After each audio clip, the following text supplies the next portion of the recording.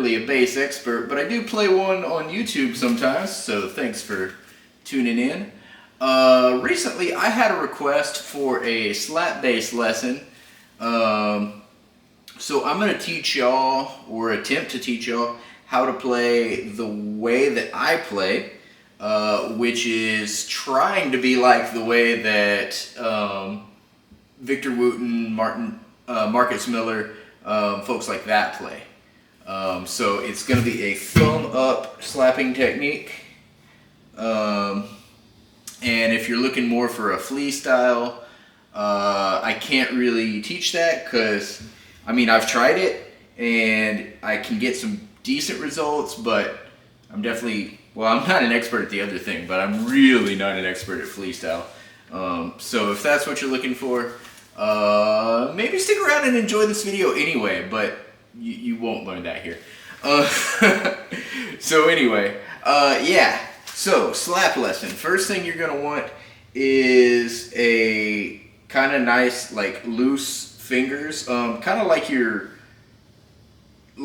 been gripping a handlebar, but you kind of like let go, like on a bicycle, kind of like a loose handlebar grip. Everything is super relaxed. Things that people think about slap, or things that I thought about slap before I started doing it, it looks to me like it's this big up and down motion. Well, I mean, obviously not like that, but like you're hitting like that. You're not. And then I've seen other people, and I think, okay, yeah, well, it's like all in the thumb, like the thumb is doing the work. And that's not the case either. The way that I've seen this taught, by the way, there's great videos, probably better than mine, on Bass Buzz, and also Scott's Bass Lessons. Both of those are kind of where I learned this from, as well as a video where Victor Wooten himself taught how to do it. I think maybe like on a session with Sweetwater or something. I'll try to find that video and link it. But yeah, so what you want is most of your slap to come from forearm rotation. So you're just like if you're rocking that surfer dude, bruh, you just forearm rotation. So all you want to do, thumb slightly up. It doesn't have to be up like at the sky or nothing. Just above the string level is fine. And you want to just rotate your forearm, which is going to rotate the whole wrist. Like, if you move the thumb a little, it's probably not the end of the world, especially to get started with. But you want to minimize that because it just takes more energy and it's harder to be precise. If you're moving just the forearm,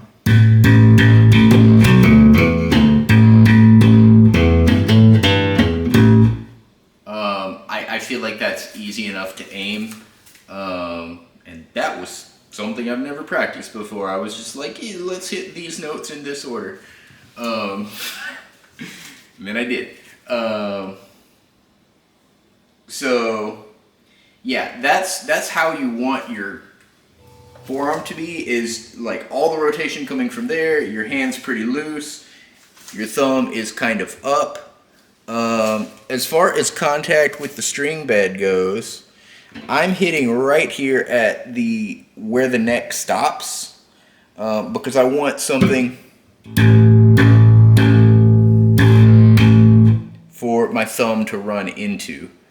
I don't want to be down here on the pickups. Like if I was plucking, I would be down there. But if I do that here,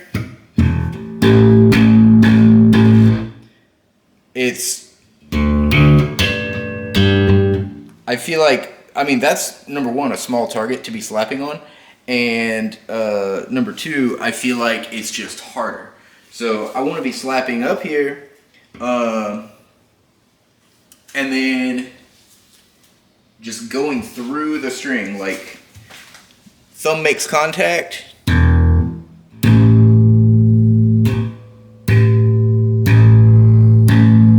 and it's like just this part of the thumb right here that's actually making contact with the string. So just right that front edge. And then driving through it, and I like to come to rest on the next string down, which can help with deadening that string so you're not getting any unwanted noise. And it's also just a nice resting spot. So like if you come down and then you want to double thumb back up,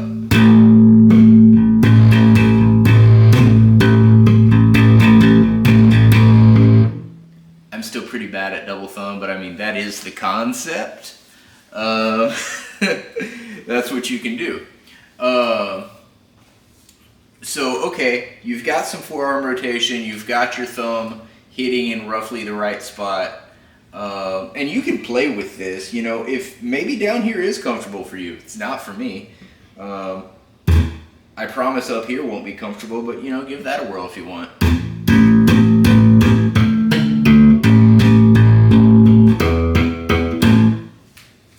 I guess it's doable. But it gets kind of a weaker sound. I feel like you get a pretty good thump up here.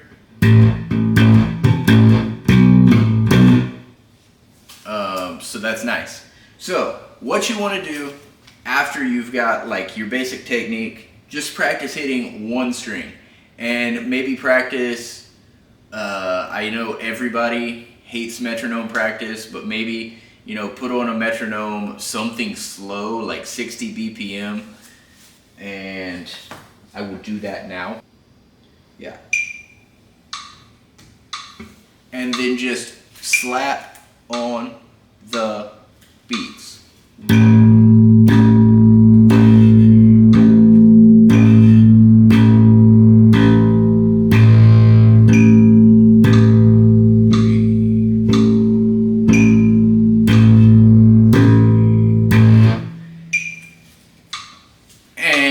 Notice like I wasn't getting all crazy with it, but I was like even moving my head with it. You move your body, and that's not just with slap, that's with any kind of bass playing, any kind of music really.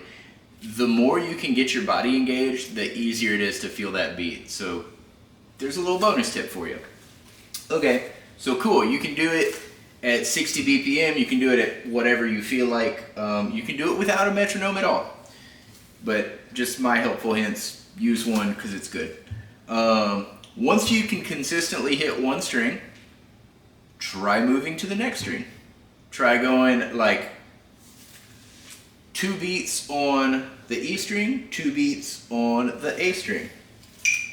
2, 3, 4.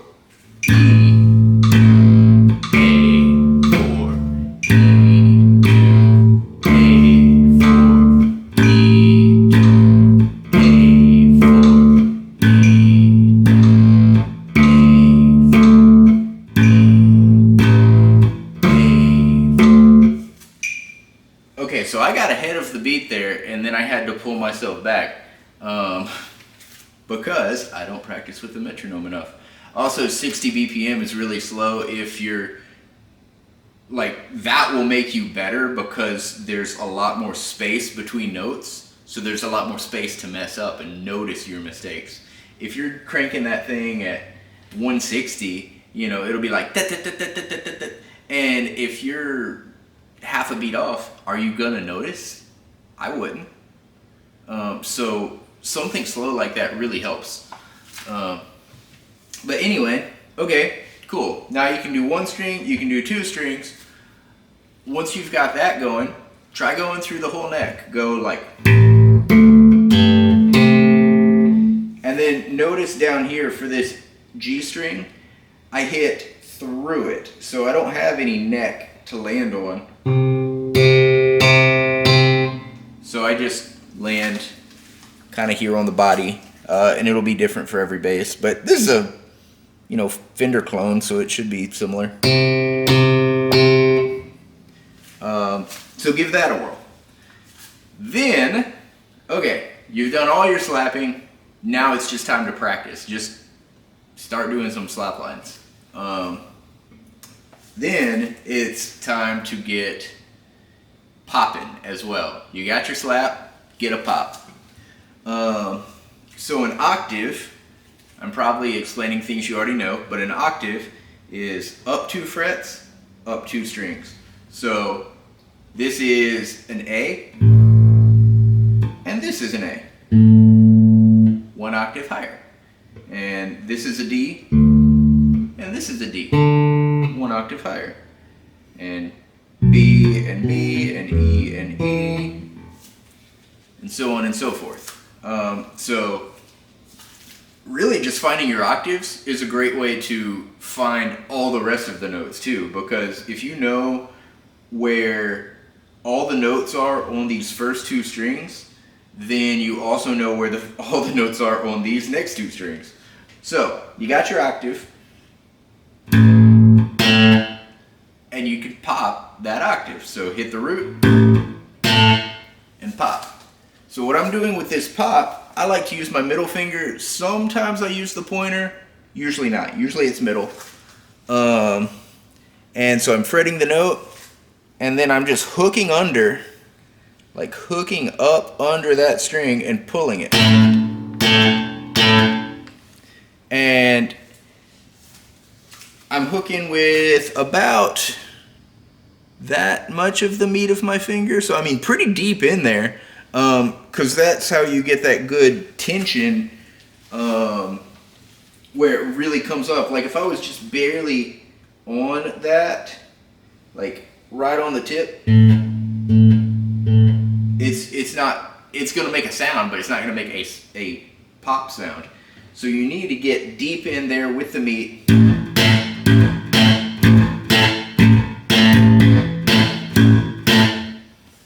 And then you can start doing things like that. Again, practice on just one note. Do it in time to a metronome. Don't do it in time to a metronome. Your choice. Heaven knows, a lot of the practice I do is not to a metronome, and it really should be. But yeah, so just basically go through that whole thing again. You can go, now just do the first 2 strings with your slaps, second 2 strings with your pops. Yeah, so go through the same whole thing again. Just like slap, pop, slap, pop, slap, pop. And then like double up some of the slaps, like slap, slap, pop, slap, pop, slap, slap, pop, slap, pop.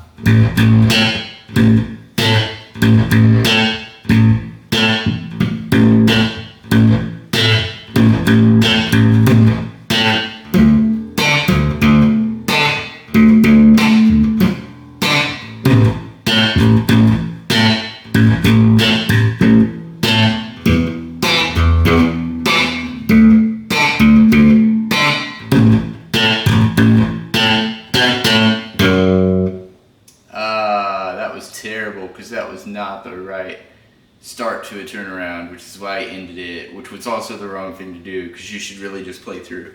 Anyway, oh gosh, I'm gonna level with you, YouTube. It is late, and I was out like doing stuff all day. I would probably edit that part out and do a whole new video, but I'm very tired, which is why you're getting raw, uncut me. But I hope this lesson is, helpful, useful, entertaining, whatever you're here for. I hope it's that. And yeah, thank you very much for watching. This has been Slap Bass Lessons with Brad. Catch y'all next time. Bye.